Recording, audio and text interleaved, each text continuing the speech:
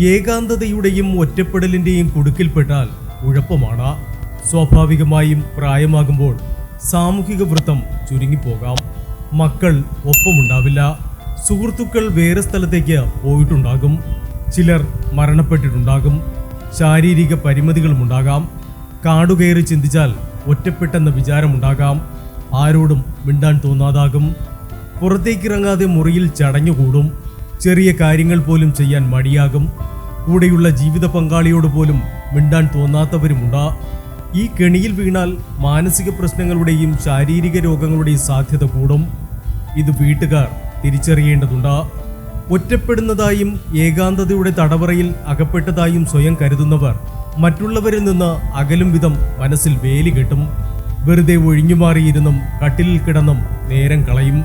ഇവരെ വീട്ടിലുള്ള മറ്റുള്ളവർ ശ്രദ്ധിക്കണമെന്നില്ല. അത് ഈ വിചാരത്തെ വർദ്ധിപ്പിക്കും. കുടുംബാംഗങ്ങൾ ഒപ്പമുണ്ടെന്ന ബോധ്യം വരും വിധം അവരോടൊപ്പം കൂടാൻ ശ്രമിക്കണം. വീട്ടുകാർ അവരോട് മിണ്ടേണ്ടതുണ്ട്, കേൾക്കേണ്ടതുണ്ട്. വീട്ടിലെ കാര്യങ്ങളിൽ അവരെ പങ്കുചേരാൻ പ്രേരിപ്പിക്കാം. ഇഷ്ടപ്പെട്ടിരുന്ന പ്രവൃത്തികളിൽ നിന്നും കൂട്ടുകെട്ടുകളിൽ നിന്നുമുള്ള കണ്ണി മുറിക്കാനാകും ഒറ്റപ്പെടൽ സിൻഡ്രോം ഉള്ളവർ ശ്രമിക്കുക.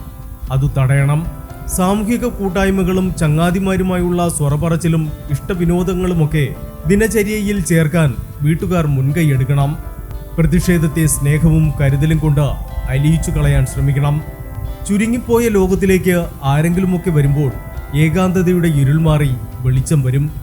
ഒറ്റപ്പെടലിനെ നേരിടാൻ മുതിർന്ന പൗരന്മാർക്ക് അവരുടേതായ ഒത്തുചേരൽ സംവിധാനങ്ങൾ ഉണ്ടാക്കാം. ശാരീരിക പരാധീനതയുള്ളവരെ സന്ദർശിച്ച് അവരുടെ ഏകാന്തതയിൽ വെളിച്ചമാകാം. പറ്റുന്ന വിധത്തിലൊക്കെ കായികമായി അവരെ സജീവമാക്കാം. ഹോബികളുമാകാം. വളർത്തുമൃഗങ്ങളെ പരിപാലിക്കലുമാകാം. നായയായാലും പൂച്ചയായാലും ഒരു ബന്ധത്തിന്റെ സന്തോഷം പകരാൻ കഴിയും. അതുവഴി ഏകാന്തത ഇല്ലാതാകും. Health max Malayalam.